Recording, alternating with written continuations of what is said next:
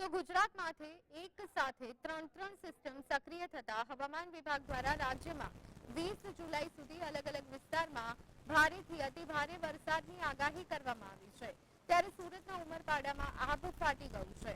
2 કલાકમાં જ ધોધમાર એટલે કે 10 ઇંચ જેટલો વરસાદ ખાબક્યો, જેથી જનજીવન અસ્તવ્યસ્ત થઈ ગયું હતું. ભારે વરસાદને પગલે ઉમરપાડાના ગોંડલિયા ગામે પસાર થતી વીરા નદી ગાંડીતુર બની હતી. તો ગોંડલિયા ગામેથી પસાર થતી વીરા નદી ગાંડીતુર બની હતી. વીરા નદીનું લો લેવલ બ્રિજ પાણીમાં ગરકાવ થયેલું જોવા મળી રહ્યું છે. તો સુરતના ઉમરપાડામાં જાણે કે આભ ફાટ્યું હોય તેવી સ્થિતિ, એટલે કે આ વિસ્તારમાં અત્યાર સુધીમાં 10 ઇંચ જેટલો વરસાદ ખાબકી ગયો છે અને તેના કારણે રીતસરનું પૂર આવ્યું હોય તેવી સ્થિતિનું નિર્માણ જોવા મળી રહ્યું છે. સુરત જિલ્લાનું ઇકો ટુરિઝમ દેવધાત ધોધ જતો રસ્તો જે છે તે બંધ કરવામાં આવ્યો છે.